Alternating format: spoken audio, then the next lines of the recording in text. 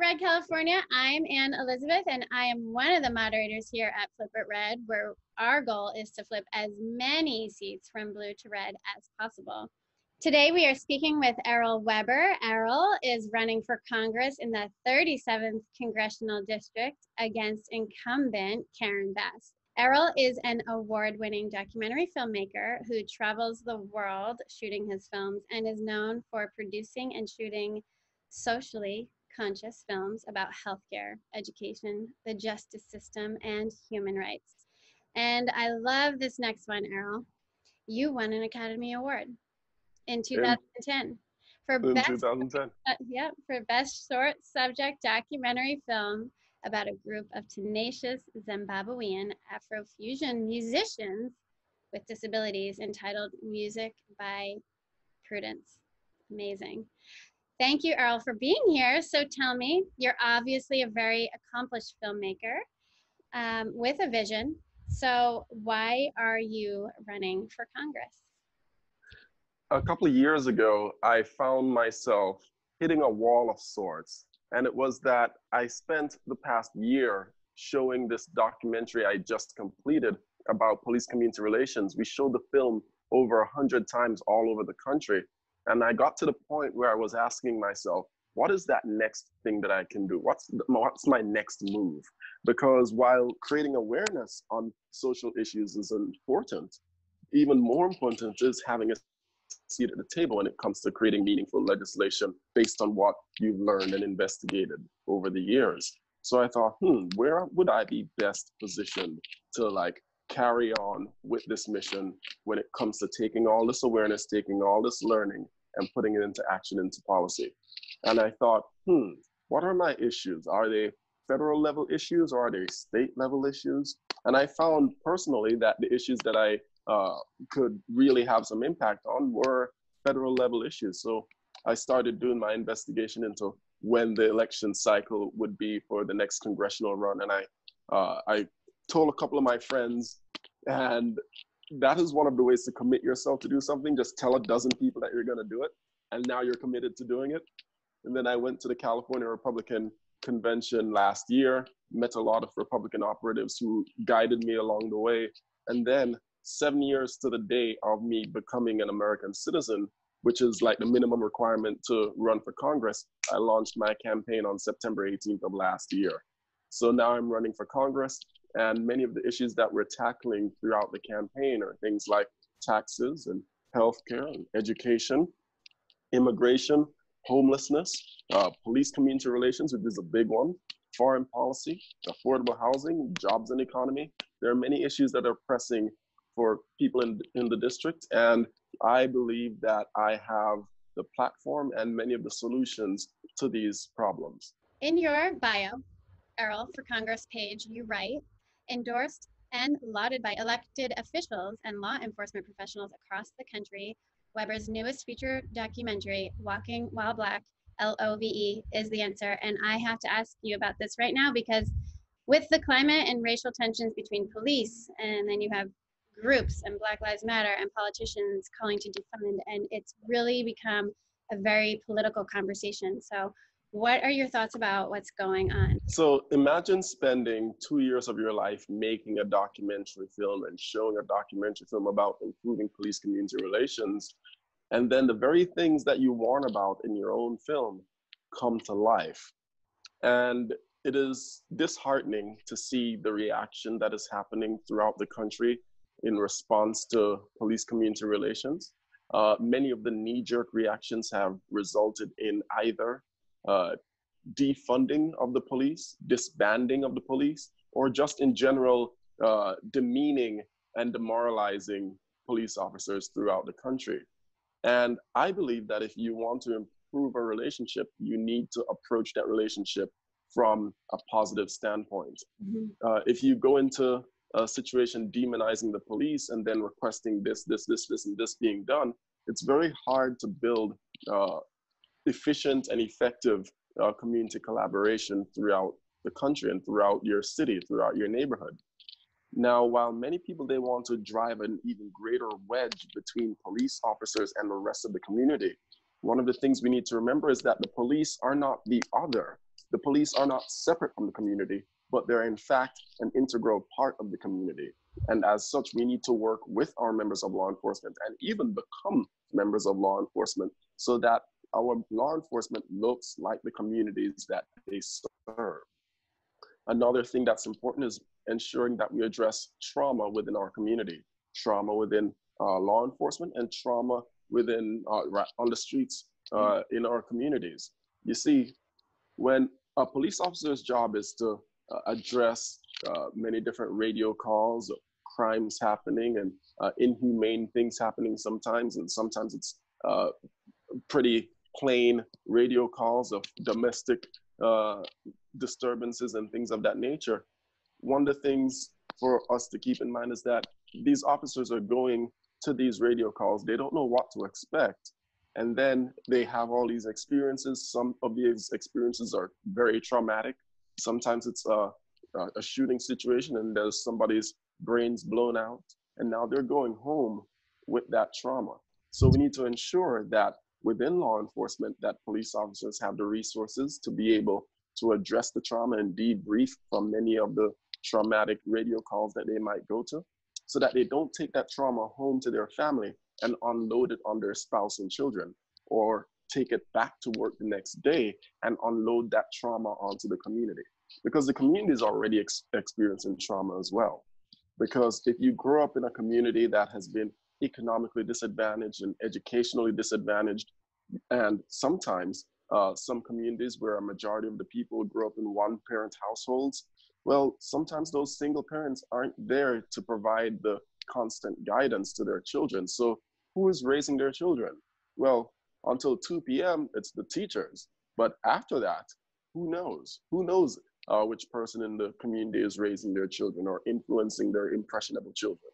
And then you wonder, how do children fall down the school to prison pipeline? So many of these issues, when it comes to trauma, needs to be addressed as one of the solutions to improving police-community relations. We also hear cries of disbanding and stripping away of police officers, but I believe that we need to increase the amount of police involvement there is with the community. And how do we do that?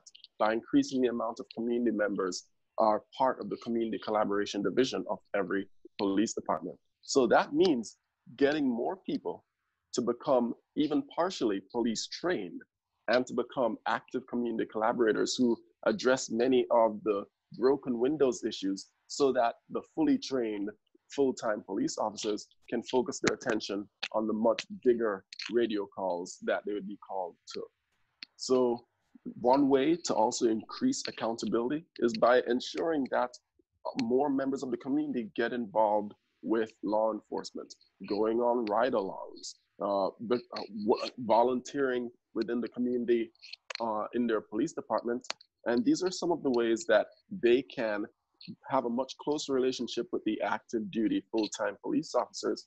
And that is one extra layer of accountability, because everyone, they want greater accountability, but oftentimes the solutions that they come up with are very distant. Like, it keeps the police and the community very distant.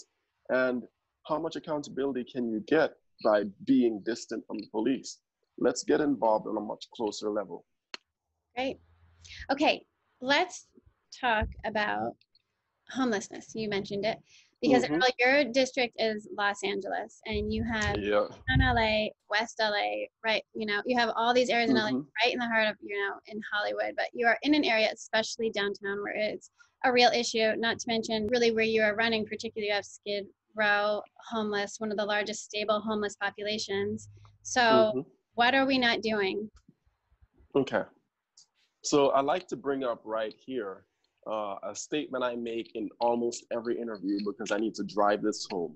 And it's that a failure to adequately and effectively address key federal issues has a negative rippling effect on state level issues, especially when it comes to quality of life.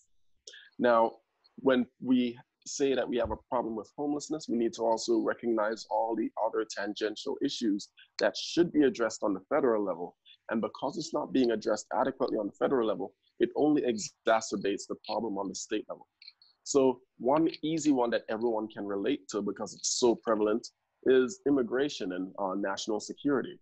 If we do a poor job at addressing national security and protecting our southern border, then we're making it easier for more drugs to make it on our streets so that people who are already homeless can continue to self-destruct. Then you also have to take into account job theft and wage suppression. Well, right now, we have just come out of 3 months of coronavirus lockdown all across the country. While America is getting back on its feet, many people are still jobless, and we need to ensure that jobs here in America are going to American citizens or legal permanent residents here in the United States. We cannot be having a lax border policy or a lax immigration policy that allows for the United States in this very vulnerable moment to be flooded and inundated with non-American citizens who are snapping up these jobs and or also flooding the workforce with low-wage workers who are willing to work for far less than the American citizens, and as such contribute toward widespread wage suppression. Other things to deal with when it comes to homelessness, I want to give a little bit of context. Here in Los Angeles, in the last point in time survey that was done in January of 2019, they found that there were 59,000 homeless people in the Los Angeles County area. That's 59,000 reported people, meaning the actual number is a lot greater. Now, roughly 1/3 of these homeless people are homeless veterans. So imagine you being a homeless, imagine you being an American citizen and you wrote a blank check to your government up to your life to serve this country. And then you experience trauma abroad, you come back with PTSD, you may have an injury that leaves you disabled, and now you're not properly debriefed and reintegrated back into civilian life. And then you end up being homeless and not being able to hold down a job. So now we have just thousands of homeless people on the side of the street. I went by a couple weeks ago and did some filming around the Brentwood area. There's an entire stretch around the Veterans Hospital area in Brentwood. And it's just all homeless people, all homeless veterans. And you think to yourself, wow, after all they gave up for this country, this is how the country treats them. And we have to look at the congressional representatives who are not doing an effective job. The Brentwood neighborhood is actually in the 33rd congressional district, but it's quite literally 1 or 2 city blocks outside of my district. So when you look at the homelessness in Brentwood and in Westwood and in Culver City and in the LA area and South LA and in Crenshaw, you'll see that when I go walking through the district and I go door to door, I ask folks, and some people, they reveal that they have once been veterans. And then I ask them how they voted, because this was like the week leading up to the primary election. I asked them if they voted already, and they said yes. Some of them, they said that they voted for Karen Bass. And then I presented to them Karen Bass's voting record, where year after year, without fail, she continues to vote against military appropriations bills and veterans bills. And then you ask yourself, are you really voting in your best interest? Because right now, your colleagues who fought beside you are currently homeless on the street. Is that how we're supposed to be treating our veterans? So when it comes to helping our veterans, we need to improve our VA. Right now, if I remember from a Trump rally, I think it was in Tulsa or in Arizona, President Trump said that they have roughly an 80% approval rating with the VA, and that's fantastic. But you know which VA has a very terrible approval rating right now? The VA here in Los Angeles in the Santa Monica area. It's one of the largest VAs in the entire country, and many of our veterans are still homeless and still in a bad way, and it takes many months for them to get the services that they need. So while we're doing a great job at addressing veterans' health and veterans' care and veterans' choice all across the country, there are still some places where we need to ensure that we're doing a great job for our veterans. And we need to hold a fire under, we need to hold a flame under our congresspeople and ensure that they continue to put our veterans first, instead of trying to appease people who aren't even citizens here in the United States. So I'm gonna call these people out. That is Ted Lieu. That is Jimmy Gomez in the 34th. That is Karen Bass in the 37th. That is Maxine Waters in the 43rd. We need to ensure that until they are termed out or they are voted out, that they continue to put our veterans first until I then get voted in, and then we can continue to put our veterans first. I have to keep going back to your bio because it really is incredible. I want to talk to you about something that you said because you wrote, I've seen firsthand what to entire societies when their failed government, drunk on power, forsakes their own people. Wow. Do you think that's happening here? It's happening here in Los Angeles. It's happening up in San Francisco, San Diego, further north, up in Seattle. It's happening across in Chicago. New York has completely dropped the ball, and it's disheartening. I used to live in Baltimore as well, and I got to watch Baltimore erode over the years. I had left Baltimore 1 year before the Freddie Gray incident happened in 2015. I moved to LA in 2014. So I got to see much of the country when traveling from Baltimore to California. I did a 40-day, 40-night road trip across the country and just like went along Route 66, and I got to see much of America, much of the good parts of America, much of the parts that make you very proud, and then many of the parts that make you disheartened. And I think there are areas that we can improve here in the United States. And one of the ways we can improve is by presenting to our voters what their elected officials have been doing over the years and asking them, are they voting in your best interest? Are they working in your best interest? I'll give you a great example locally. I have a colleague who is a combat wounded Air Force veteran, who is a multi-business owner. He has a family in Santa Monica. He rents an expensive property in Santa Monica. He owns multiple businesses. He's a God-fearing Christian who goes to church multiple times a week. He owns multiple guns. But then he votes for Democrat Governor Gavin Newsom, who clamps down on businesses with ridiculous regulations and taxes, and then works with our local level law enforcement, like our county sheriff, on releasing 5,000 inmates from the county jails, and then almost simultaneously clamping down on gun stores and trying to close gun stores, clamping down on our First Amendment right to freedom of assembly and speech and being able to go to church. So here we have people in California who have for many years just voted Democrat over and over again. And then in the face of their own Democrat officials clamping down on their rights and liberties, they continue to vote Democrat. And we need to break that cycle. So before I started running for Congress, I went and I started polling many of the people in the 37th district and surrounding areas. And I asked them basic questions like, do you know who your congressperson is? 99% of respondents can't tell me who their congressperson is. I asked them who their state senator is, their state assembly member, the mayor. They can't tell me who these elected officials are. But then when I asked them, did they vote in the last election? Half of the respondents said yes. Let that sink in for a second. There's an event that happened last year, October. It happens every year in my district.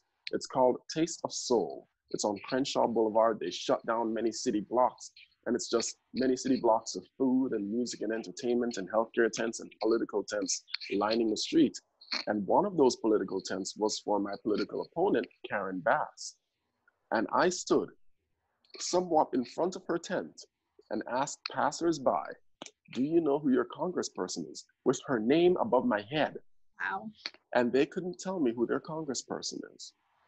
That's the danger of no information voters going to the polls this election. So we need to ensure that we're bringing an educated electorate to the polls, an educated electorate that knows what issues are important to them, knows how their elected officials are voting on those issues, and also recognizing that there is a person, some fresh faces with some fresh ideas, who is working in the district to remedy many of the problems that they've had for many years and have bemoaned for many years and have not received any actionable solutions on over and over. They just keep voting Democrat over and over again and not getting anything in return. So it's time to change that. Absolutely.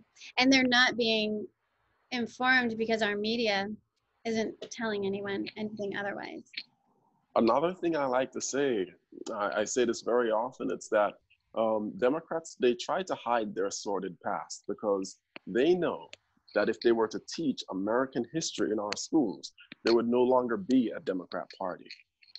It is much easier for Democrats to continue to stay in power if they keep their electorate uneducated about the issues, uneducated about their history, uneducated about how the government works. All they have to do is make sure that they keep voting Democrat over and over again. Said so well. I'm going to move on to education because you won a Sundance Award for the movie American Promise about education. So what about education in America? It was a great learning experience for me back in 2010 to 2013 when I was working on a documentary film in New York called American Promise. It was about what does it take for American parents to give their children the best shot at an education as possible. And it was centered around this very affluent private school in the Upper East Side of Manhattan called the Dalton School. And we were following these two African American boys and their families as they go through school. So they had a camera person who was shooting when these kids were in elementary school. They had somebody who was shooting when they were in middle school. And I was hired to shoot when they were in high school. Because, you know, over time, you kind of get sick of your camera person being in your face for years and years. So they had to cycle through camera people. So I was the camera person who filmed them during high school. Now, I got to see how environments, how the different learning environments affected them. You see, both of them, they used to go to the same private high school. But one of the kids, their grades faulted and they ended up having to go to a public school in Brooklyn called the Benjamin Banneker Academy. So then it became a juxtaposition between the merits and the drawbacks of private school and public school, coupled with things like attention deficit and financial means and racial issues, and all of these played into their experience going to high school. Both of them ended up going to colleges, and I'm grateful for that. I believe one of them went to SUNY and another one went to Occidental. Part of the reason one of them went to Occidental is because former President Obama went to Occidental. But both kids, they turned out great, but it was a great exploration, coming of age documentary where Americans got to learn what it takes to get their kids a great education. And it advises some of the policy positions that I have when it comes to the need for school choice, because we've seen here in California, especially in my district, I believe California has an 80% high school graduation rate. Well, the high school graduation rate in my district, the 37th district, is around 77%, with a college graduation rate of 35%. Now, with numbers that dismal, it makes sense that you'll see that the median income in this district is 46%. Well, we can fix this. One of the things that's important is that we need to empower our children with our education and ensure that parents have as many opportunities as possible to give their children a great education that is suited toward that child's aspirations. Because I remember when I was growing up, I wanted to be a commercial airline pilot. I got into video work, I got into artwork. So my aspirations were all in the creative arts. And I know there are some people who are really into cars and it would be great for them to get into automotive. Some people are really into working with their hands and they want to get into woodworking. Well, they need to be able to ensure that the school that they go to has the programs that allow them to best express themselves and be their best selves going through high school. So we need to ensure that we're enforcing school choice so that parents have the choice between sending their child to a public school or a private school or a charter school, parochial school, or homeschooling. Parents need to have that choice. And by having that choice, it creates competition. And the competition, it drives innovation. It gets people excited about wanting to do better. And also it gets the schools excited about wanting to provide a better service, because then they get more students. And in the case of charter schools, they get more taxpayer dollars. Now, we also need to ensure that we have a voucher system. So irrespective of where a person grows up, that child can go to a school that may not even be in their immediate neighborhood so that they have a great opportunity to go to a good school and get that great education. Now, when it comes to the skilled trades, I believe that many people who are going through middle school and high school right now, they are not being given enough opportunities to build extra skills. And these extra skills I'm talking about are things that they can do with their hands, are things that they can immediately enter the job world if they so choose to right after high school. So I believe it's important for us to teach at least one skill to each child by the end of middle school, and to begin teaching financial literacy as early as the 6th grade, so that once they're leaving middle school, they're like on their way when it comes to financial literacy, and they're also fully equipped with learning one skill with a great level of expertise. The same thing needs to be done in high school, where advanced financial literacy and investing training needs to happen, and how to build a business, that needs to happen in high school, so that children can start building funds in high school. Children can start learning how they can start their own secondary passive sources of income in high school. Children can also learn an additional skill throughout high school. So now by the end of high school, they should be fully proficient at 2 skilled trades and be financially literate, and also have the wealth tools needed to be able to make whatever decision that they want going into the future, whether it's going to a private college or a public college or community college, or going to a trade school and continuing learning some more, or immediately going into the job world with a high-paying job with a skill that's in demand. So these are many of the things that need to be tackled when it comes to education.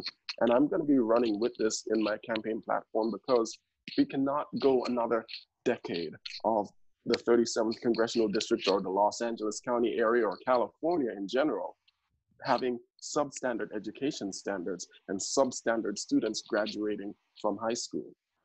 I mean, you hit on everything, and your knowledge on so many issues is just unbelievable. I mean, you really know what you're talking about, and you have it all planned out. It's amazing. Thank you. Okay, Love and Solidarity, about labor and workforce, was a movie you did. Let's talk about that. So back in 2014, as soon as I got to LA, before I got to LA, I lined up a documentary film job here in LA, because you don't want to move to another state without work lined up. So I came to California. It's beautiful, it's sunny. Started working on a documentary that I was commissioned to produce by the University of Washington, Tacoma. They wanted to create a documentary that chronicles the past century of U.S. labor movements, and many of the pieces of legislation and the labor rights that have been affected by these labor movements. And one of the things that I noticed while interviewing many of the documentary subjects is that many of their ideas, and many of these were liberal ideas, many of these liberal ideas were all things that relied heavily on group responsibility. So people would still make individual choices, but they were relying on group responsibility when it comes to atoning for these choices.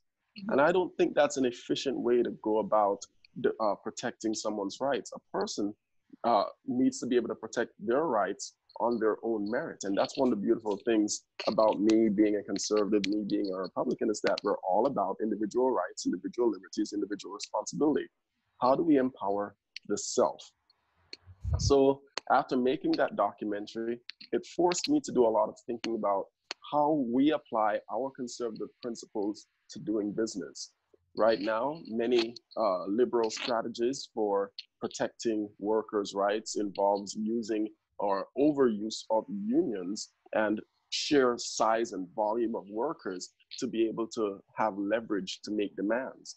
But one of the things that we need to do, I believe, as conservatives, is that we need to promote every American becoming as skilled as possible, becoming their best self as possible, so that their own skill and their own initiative is the leverage that they can use to command the higher pay.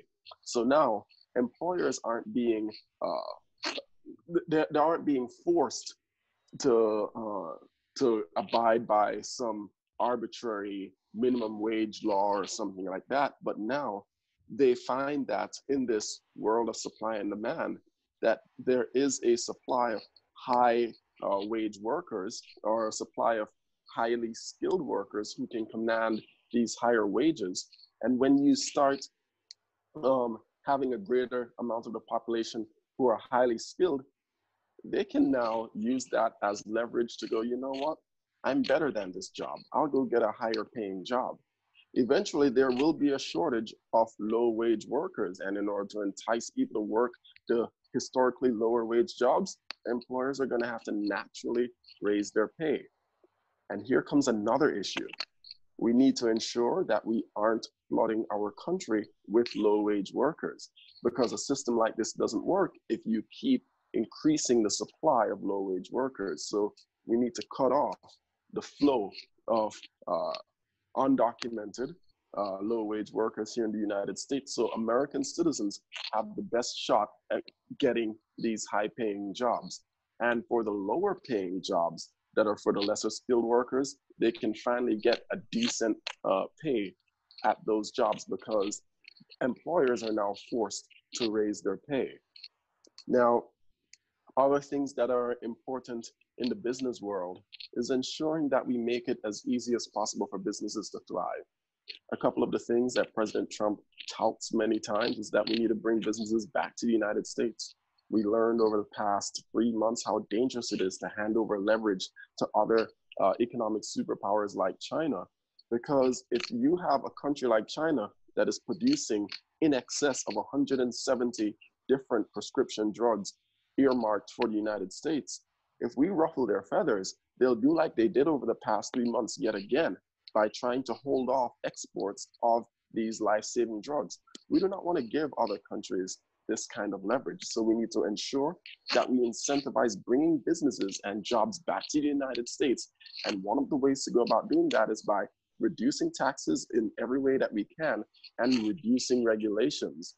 And the reduction of taxes and regulations looks very enticing for people who have historically had businesses with lots of workers and lots of overhead and have had to move their operations to other countries because it was just too expensive to operate here in the United States. Here in California, there was an article I read in October of last year where I saw that 1,800 businesses left California in the past year. 1,800 businesses. And you have to remember, it's not just the business owners that leave the state, it's also all of the employees who were hired under those businesses. So many tens of thousands of employees, many of whom are the breadwinner in their family, are suddenly out of work, bringing more families that much closer to the poverty line here in California. That is why it's so important to do everything in our power to ensure that we keep businesses here in California, entice businesses to come back. We have a ridiculous tax code here in California, coupled with ridiculous regulations that make it unimaginable to even try to keep a business going here in California. And I give credit to the many business owners who continue to keep businesses going here in California, even in the face of all of this opposition from their own government that is forsaking them.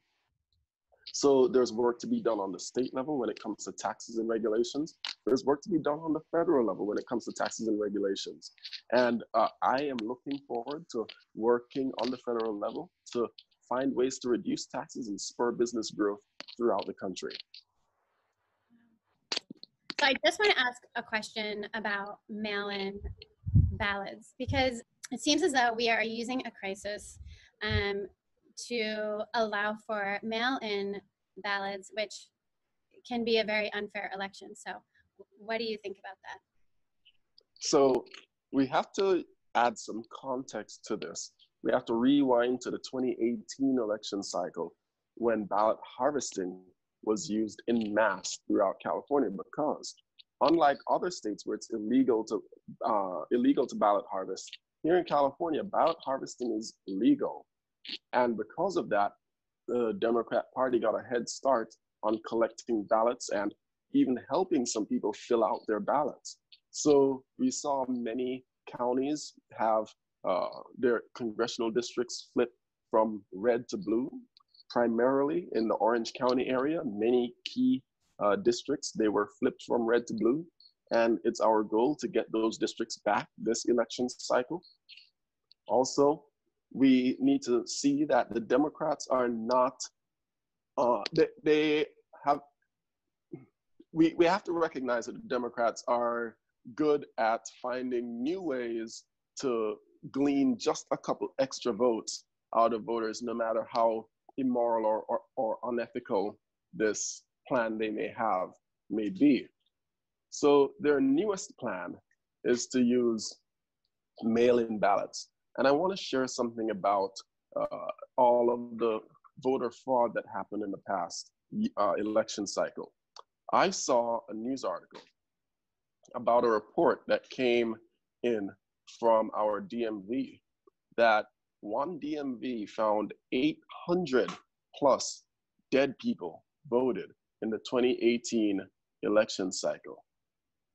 Dead people voting. You have many counties where there are, many counties where there are more registered voters, more people registered to vote than there are eligible voters. And like 135%, where was it, in San Diego? 120 something percent here in Los Angeles. Absolutely incredible. I'm glad that we sued the Secretary of State to ensure that we're cleaning up the voter rolls for this election cycle. So of course, now that they have a lot fewer illegal votes to use, they're gonna find a new way to steal an election here in California and in other states. And how do they go about doing it? With mail-in voting. And with mail-in voting, there's no requirement for anyone to show ID, and anyone can come to your door and ballot harvest your ballot, and also help you fill out your ballot. So now we have many avenues that the Democrats have used historically and are looking forward to using yet again to steal this election. And when there's a lack of ID, well, what ends up happening with mail-in votes is that now these extra ballots for example, dead people or people who don't live in the state anymore, now they can be filled out as well. And that is one of the big dangers of mail-in voting. Of course, there's absentee ballots, and that has always been a part of elections. And we have no problem with absentee voting, we get it. But when you have mail-in voting in mass, there's no accountability, there's no check. So we have seen historically how a lack of accountability has resulted in just enabling criminality over and over again. We see it happen in our jail system with Proposition 47, Proposition 57. You've seen it with Assembly 09. All of these different state level bills have made it easier for people who have committed crimes to get released from jail and to reoffend. Then you have the Sanctuary State Bill, SB 54, which enables more people to continue taking advantage of our states and our country's resources by just coming into the country illegally without any repercussions. And then you have Assembly Bill 329, which worked, 392, I'm sorry, Assembly Bill 392, which works to legislatively handcuff law enforcement while they're doing their job. So you see how our Democrat-run state legislature has been working for years to strip away accountability from the individual and placing that responsibility on the group. So now the individual no longer has to be accountable to themselves and accountable to all the members of the community by being an upstanding citizen. Now they can commit crimes over and over again, knowing that they'll be released. And then the group responsibility happens when now all of Californians have to be on their toes because they never know when a criminal who has been released will reoffend and hurt their family. Now, of course, I went off on a tangent, but I wanted to give some context as to real world implications as to what happens when a state enables a lack of accountability. And the same thing will happen in our election if we continue to enable a lack of accountability.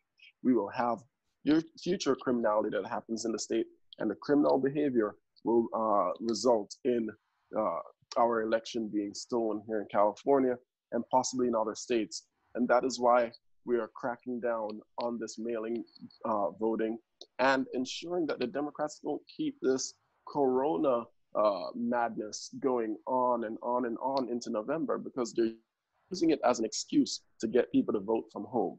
And we need people, yeah, we need that accountability. Errol, thank you for coming today. I just want to give you a chance to let anybody know anything else that you'd like to speak about. This election, it is important that we bring an educated electorate to the polls.